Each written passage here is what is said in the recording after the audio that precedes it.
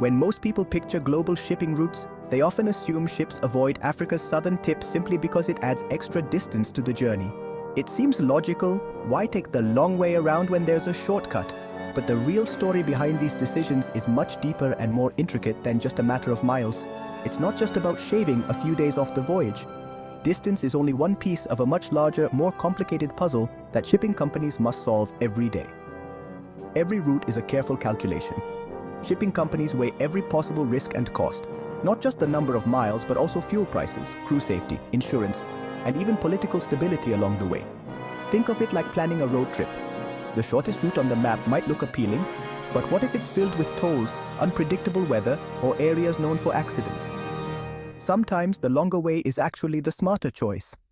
For ships, a longer route can mean avoiding storms, piracy hotspots, or congested waterways. In the end, what seems like a detour might actually save money, time, and even lives. This same logic drives billion-dollar decisions in the shipping industry, where every choice can impact global trade. For example, the Suez Canal route from Asia to Europe is about 10,000 nautical miles, a direct and popular path for many vessels. But if a ship goes around the Cape of Good Hope, the journey stretches to roughly 13,500 nautical miles. That's an extra 3,500 miles, which can mean up to 2 additional weeks at sea, depending on the ship's speed and weather conditions. Yet, despite the extra time and fuel, companies sometimes willingly accept that delay to avoid even bigger problems, like canal blockages, high fees, or dangerous waters. The real reasons ships avoid Africa's southern tip are rooted in a complex mix of risk, economics, and centuries of maritime history. It's a high-stakes drama of risk versus reward, where every decision can have far-reaching consequences, not just a simple question of distance. To truly understand these choices, we need to look beyond the map, into the past, at the economic realities, and at the dangers that have always lurked along Africa's wild coastline. The choice between the Suez Canal and the Cape of Good Hope is a modern business calculation, but it's also rooted in centuries of hard-earned maritime experience. The story is written in the logbooks of countless captains who have braved the southern seas, each entry a testament to the challenges and decisions faced on these waters. So, if it's not just about miles, what is it really about? What factors truly shape these epic journeys? Let's find out together. The answer is more complex and far more fascinating than you might ever have imagined. To truly understand today's complex web of shipping routes, we have to look back in time, to an era when the world's oceans were both highways and barriers, shaping the fate of nations and the flow of goods. For centuries, the only way for ships to travel from Europe to Asia was the long, treacherous journey around the southern tip of Africa. This route was the backbone of global trade, connecting distant continents and fueling the ambitions of empires. In 1488, Portuguese explorer Bartolomeu Dias became the first European to round the Cape. He called it the Cape of Storms, a name that captured the peril and uncertainty sailors faced. The name was later changed to the Cape of Good Hope, but the danger remained as real as ever. The waters here were infamous for their unpredictable storms and violent seas. Empires like Portugal, the Netherlands, and Britain depended on this route, establishing vital supply stations such as Cape Town to support their fleets and secure their trading interests.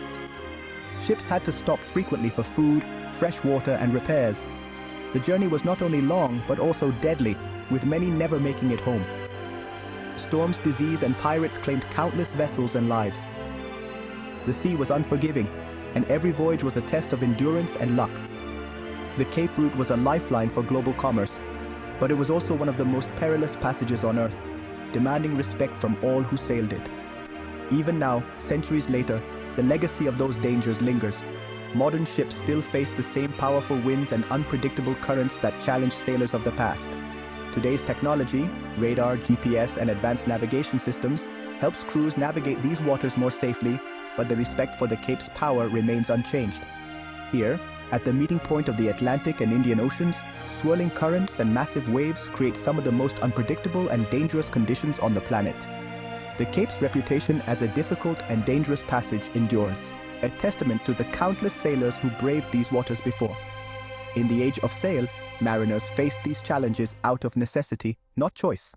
Their courage and determination shaped the world we know today. Everything changed with the construction of a single engineering marvel, the Suez Canal. This ambitious project would alter the course of history. The opening of the Suez Canal created a new shortcut between Europe and Asia, forever transforming global shipping and trade. The world was about to shrink as distances shortened and new possibilities emerged, all built on the legacy of those who once braved the Cape. In 1869, the Suez Canal opened and revolutionized shipping. This narrow waterway, carved through the sands of Egypt, instantly became one of the most significant engineering feats of the 19th century. It connected the Mediterranean Sea to the Red Sea, creating a direct link between Europe and Asia for the first time in history. Suddenly, ships could cut through Egypt, saving thousands of miles and weeks of travel. Before the canal, vessels had to brave the long, perilous journey around the southern tip of Africa, battling unpredictable weather and treacherous seas. The canal became the world's most important shortcut overnight, transforming global trade routes and making international commerce faster and more efficient than ever before. A London to Mumbai trip that once took months now took weeks. The Suez Canal slashed travel times, allowing goods, people, and ideas to move across continents at unprecedented speeds. Shipping costs plummeted and trade boomed. Ports along the route flourished, and new economic opportunities emerged for countries connected by this vital artery. The Suez route was faster, cheaper, and more predictable. It offered a level of reliability that shippers and merchants had never experienced before. The Cape of Good Hope faded into the background, its once busy waters now quiet as most ships chose the Suez shortcut. Ship design changed too. Suezmax vessels were built to fit the canal's limits. Engineers and shipbuilders innovated to maximize cargo while ensuring ships could squeeze through the canal's narrowest points. If a ship was too big, its options were limited. These giants had to take the long way around Africa, costing more time and money. The canal's existence shaped the entire industry, influencing everything from shipbuilding to global supply chains and port infrastructure. But the Suez Canal is a choke point. When blocked, global trade grinds to a halt. The world holds its breath whenever trouble strikes this narrow passage. The Ever Given incident in 2021 proved how much the world relies on this single shortcut. For days, hundreds of ships waited and billions of dollars in goods were delayed. Despite risks, the canal's benefits keep it the top choice for east-west trade. Its impact on shipping and the global economy is simply too great to ignore. The Suez Canal didn't just change routes, it changed the world economy. It connected continents, fueled globalization, and made the modern world possible. The Cape route became a backup, not the main road. Only when the canal is blocked do ships return to this longer, riskier path. But the story doesn't end there. The Suez Canal remains a symbol of human ingenuity and a reminder of how a single shortcut can reshape the world. Shipping is a business of tight margins. Every dollar counts. The Suez Canal charges huge tolls, up to $700,000 per ship. But time is money. A ship's cargo can be worth billions, and delays cost more than tolls. Sailing around Africa adds up to 2 weeks, tying up inventory and raising insurance costs. The Suez route's predictability is priceless for just-in-time logistics. The Cape's unpredictable weather can cause costly delays. For most container ships, speed and reliability matter most. The Suez toll is often a bargain compared to the risks and delays of the Cape. Some ships, like giant oil tankers, are too big for the canal and must take the Cape. But for most, the Suez is the clear winner. In global shipping, every minute and every dollar matter. The fastest, most reliable route usually wins. That's why the Suez Canal dominates. Nature isn't the only threat off Africa's coast. Human dangers loom large. Piracy, especially off Somalia and in the Gulf of Guinea, has made these waters infamous. Pirate attacks mean ransom, damage, trauma, and soaring insurance costs. Political instability in nearby countries adds more risk. The Suez Canal, though in a tense region, is heavily protected by international forces. Ships passing Africa's coast often need armed guards and pay higher insurance. The Suez's security makes it even more attractive. For most companies, the risks of the Cape are simply too high. The Cape of Good Hope earned its old name, the Cape of Storms. Here, cold Atlantic and warm Indian Ocean currents collide, creating wild, unpredictable seas. Rogue waves, sometimes over 100 feet high, can appear without warning. The roaring 40s winds whip up huge waves, making navigation tough and fuel costs soar. The Agulhas current adds to the chaos, creating some of the world's most dangerous waters. Even modern ships and forecasts can't tame this region. The Cape route is risky, stressful, and unreliable. For most, the calm predictability of the Suez is far more appealing. Ship design tells the story too. Most modern vessels are built to fit the Suez Canal, long, slender, and optimized for calm waters. Cape-sized ships, too big for the canal, are rare and built for bulk cargo, not speed. Container ships, the workhorses of global trade, are like race cars. Fast and efficient on smooth routes, but ill-suited for the Cape's rough seas. Taking them around Africa is risky and inefficient. The Suez's dominance shapes shipbuilding, which in turn reinforces the canal's importance.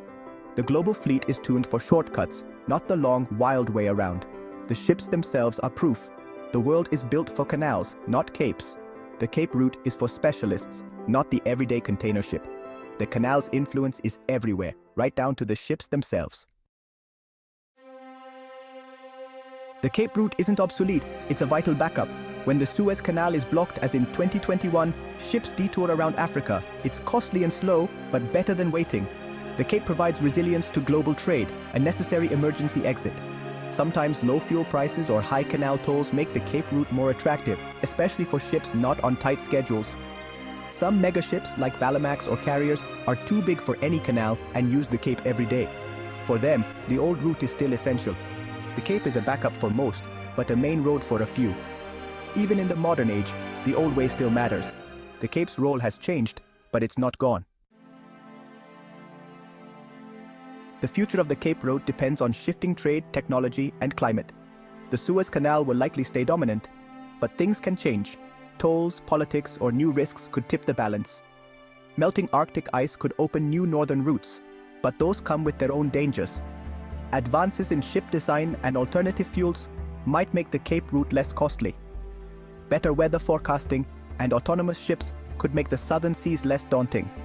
The choice of route is a complex puzzle. History, money, politics, and nature all play a part. The Cape of Good Hope remains a symbol of oceanic challenge and resilience. It's no longer the main highway, but it's still vital. The world's trade network needs alternatives, and the Cape is always there, wild, beautiful, and ready. Its future is uncertain, just like the oceans it guards. The shortest path isn't always the best. The Cape story is far from over.